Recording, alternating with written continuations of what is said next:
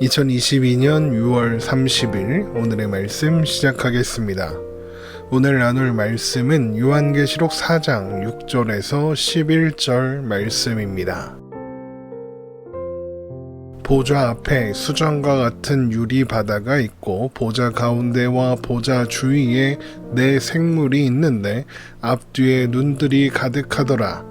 그 첫째 생물은 사자 같고 그 둘째 생물은 송아지 같고 그 셋째 생물은 얼굴이 사람 같고 그 넷째 생물은 날아가는 독수리 같은데 네 생물은 각각 6 날개를 가졌고 그 안과 주위에는 눈들이 가득하더라.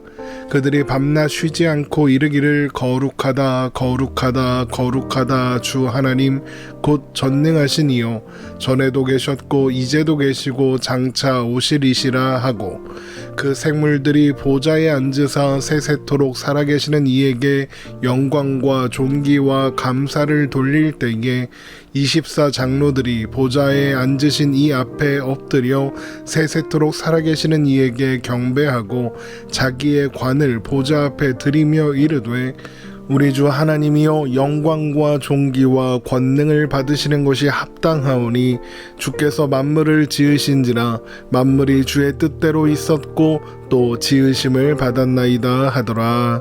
아멘. 요한계시록 4장의 말씀을 살펴보고 있습니다.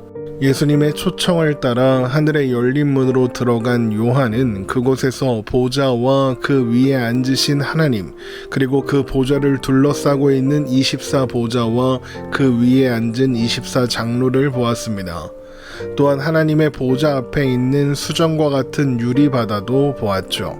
그리고 나서 요한은 보좌 가운데와 보좌 주위에 앞뒤에 눈들이 가득한 네 생물이 있는 것을 봅니다. 요한계시록 4장 6절 말씀입니다. 보좌 앞에 수정과 같은 유리바다가 있고 보좌 가운데와 보좌 주위에 네 생물이 있는데 앞뒤에 눈들이 가득하더라. 이어서 요한은 그 네 생물의 모습을 자세히 묘사하는데 첫째 생물은 사자 같고 둘째 생물은 송아지 같으며 셋째 생물은 사람 같고 넷째 생물은 독수리 같다 이렇게 이야기하면서 각각의 네 생물에는 6개의 날개가 있고 그 안과 주위에 눈들이 가득했다고 이야기합니다. 요한계시록 4장 7절에서 8절 말씀을 보겠습니다. 그 첫째 생물은 사자 같고 그 둘째 생물은 송아지 같고 그 셋째 생물은 얼굴이 사람 같고 그 넷째 생물은 날아가는 독수리 같은데 네 생물은 각각 6 날개를 가졌고 그 안과 주위에는 눈들이 가득하더라. 이렇게 보면 이 네 생물이 뭔가 신비롭고 놀라운 존재, 어떤 존재일까 하는 그런 생각이 들지만 사실 이 생물은 새삼스럽게 나타난 존재가 아닙니다. 왜냐하면 하나님의 보좌 환상을 기록한 구약의 여러 예언서들이 그 존재를 이미 언급하고 있기 때문입니다. 예를 들어 이사야서에서는 이 생물들을 스랍이라고 부르며 이렇게 묘사합니다. 이사야 6장 2절에서 3절 말씀입니다. 스랍들이 모시고 섰는데 각기 6 날개가 있어 그 둘로는 자기의 얼굴을 가리었고 그 둘로는 자기의 발을 가리었고 그 둘로는 날며 서로 불러 이르되 거룩하다 거룩하다 만군의 여호와여 그의 영광이 온 땅에 충만하도다 하더라. 스랍 이것을 직역하면 불타는 자가 되는데 여기서는 거룩한 존재, 고귀한 존재라는 의미로 사용하고 있습니다. 이 생물들이 무엇을 하고 있습니까? 서로 불러 거룩하다 거룩하다 만군의 여호와여 그의 영광이 온 땅에 충만하도다 이렇게 밤낮으로 쉬지 않고 하나님을 경배하고 있습니다. 요한계시록 4장 8절에서도 이 네 생물은 마찬가지의 일을 하고 있죠. 요한계시록 4장 8절의 말씀을 다시 한번 읽어보겠습니다. 네 생물은 각각 6 날개를 가졌고 그 안과 주위에는 눈들이 가득하더라. 그들이 밤낮 쉬지 않고 이르기를 거룩하다 거룩하다 거룩하다 주 하나님 곧 전능하신 이여 전에도 계셨고 이제도 계시고 장차 오시리시라 하고 이 네 생물에 대한 이사야서의 묘사와 요한계시록의 묘사가 거의 같죠. 그러므로 아마도 이사야 선지자와 요한이 보고 있는 이 생물들은 같은 존재다라고 생각할 수 있는 거죠. 그런데 이 네 생물의 안과 주위에 눈이 가득합니다. 이 눈들의 존재는 그들이 어디서든지 언제든지 무엇이든지 모두 볼 수 있으며, 따라서 이 세상 어떤 것도 그 눈들을 피할 수 없다는 것을 의미합니다. 그런데 그 눈들이 지금은 모두 하나님을 향해 있습니다. 이것이 무슨 뜻이겠습니까? 이 네 생물의 주인이, 이 네 생물이 충성하는 대상이 하나님이시라는 의미인 겁니다. 그들은 하나님의 주권 아래에 있어서 하나님의 대리자로서 하나님의 명령을 수행하는 존재인 것입니다.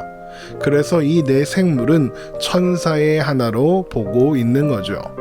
그런데 요한은 그 네 생물의 모습을 하나는 사자 같고 하나는 송아지 같으며 하나는 사람 같고 하나는 독수리 같다고 묘사했습니다. 여기에서도 같고 이런 표현을 사용하고 있죠. 이것은 이 네 생물의 모습이 사자와 송아지와 사람과 독수리를 연상시켰다, 이런 의미이지 꼭 똑같이 생겼다, 이런 의미가 아닌 겁니다. 그런데 사자와 송아지와 사람과 독수리는 성경에서 하나님의 피조물 중에 가장 탁월한 존재로 여겨지는 존재들입니다.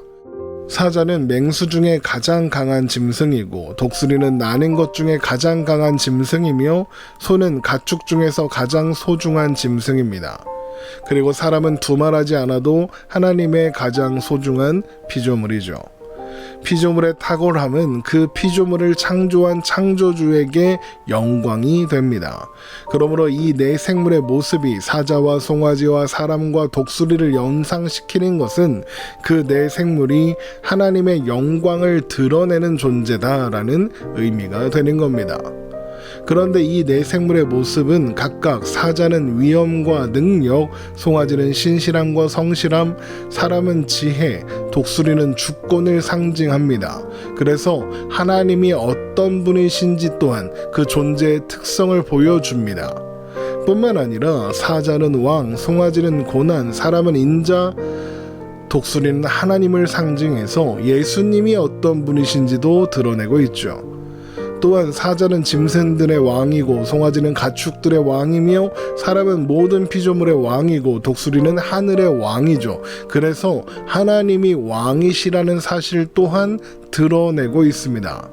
결국 이 네 생물의 모습은 하나님의 하나님 되심을 드러내어 하나님께 영광을 돌리는 존재로서 의도된 것이다 라고 이야기할 수 있는 것입니다. 이 네 생물들이 그래서 하나님 앞에 보좌에 앉으신 하나님께 영광과 존귀와 감사를 돌리는 겁니다. 그러자 보좌에 앉아 있었던 24장로들이 일어나 하나님 앞에 엎드려 그들의 쓴 관을 벗어 보좌 앞에 드리며, 우리 주 하나님이여 영광과 존귀와 권능을 받으시는 것이 합당하오니 주께서 만물을 지으신지라 만물이 주의 뜻대로 있었고 또 지으심을 받았나이다 라고 경배합니다.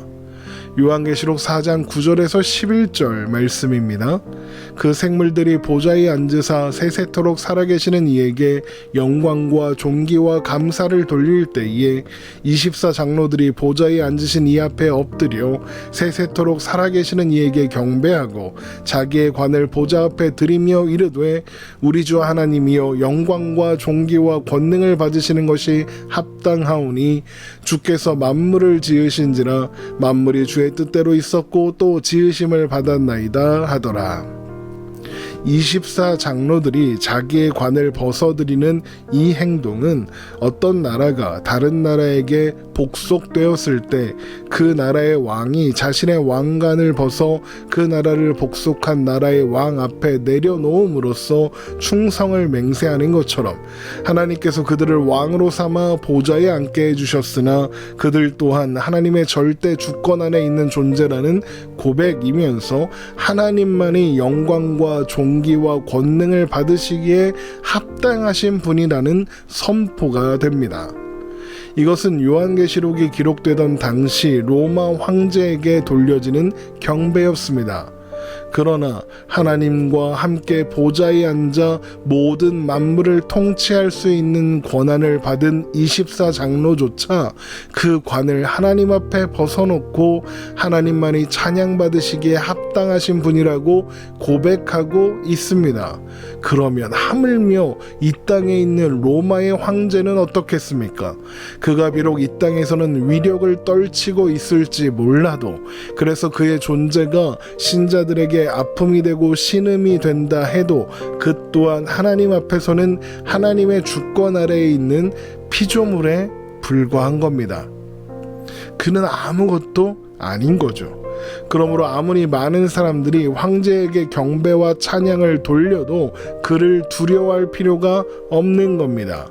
하나님만이 참된 왕이시며 주권자이시니까요. 그래서 이 장면은 요한계시록을 읽는 신자들에게 큰 위로와 격려가 되는 모습입니다.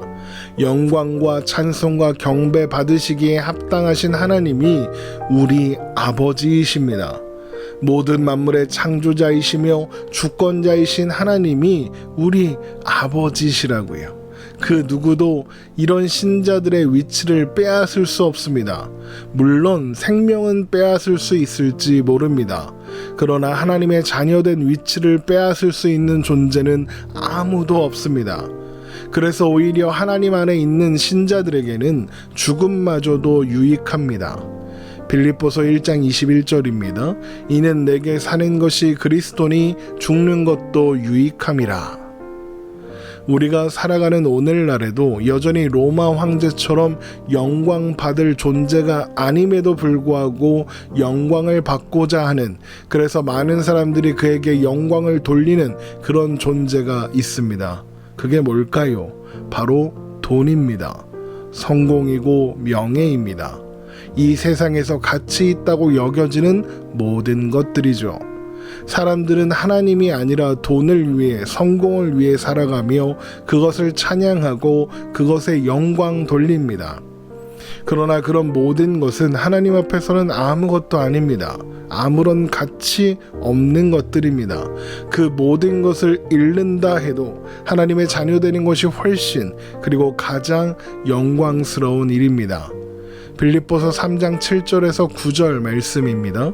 그러나 무엇이든지 내게 유익하던 것을 내가 그리스도를 위하여 다 해로 여길 뿐더러 또 모든 것을 해로 여김은 내 주 그리스도 예수를 아는 지식이 가장 고상하기 때문이라. 내가 그를 위하여 모든 것을 잃어버리고 배설물로 여김은 그리스도를 얻고 그 안에서 발견되려 함이니 내가 가진 의는 율법에서 난 것이 아니요 오직 그리스도를 믿음으로 말미암은 것이니 곧 믿음으로 하나님께로부터 난 의라. 그래서 요한이 하늘에 열린 문으로 들어가 처음 보는 환상이 보좌와 그 위에 앉으신 하나님과 그에게 경배하고 찬양하는 특별한 존재들의 모습이었던 것입니다. 모든 것의 주권자이시며 왕이신 하나님께서, 찬양받으시기에 합당하신 하나님께서 이제 요한을 통하여 보여주실 모든 것을 신실하게 반드시 이루실 것입니다. 보좌에 앉으신 하나님, 모든 만물의 창조자이시며 주권자이신 하나님이 우리 아버지이십니다. 여러분, 이 사실을 기억하며 우리가 만나는 오늘의 한 걸음을 용기 내어 담대하게 나아가시기 바랍니다. 하나님만이 찬양받으시기에 합당하십니다. 세상이 귀하게 여기는 가치들에 현혹되지 마시기 바랍니다. 오늘 말씀 이렇게 마치겠습니다. 주님 안에 사는 것이 기쁨되는 오늘 하루가 되시기를 주님의 이름으로 축원합니다.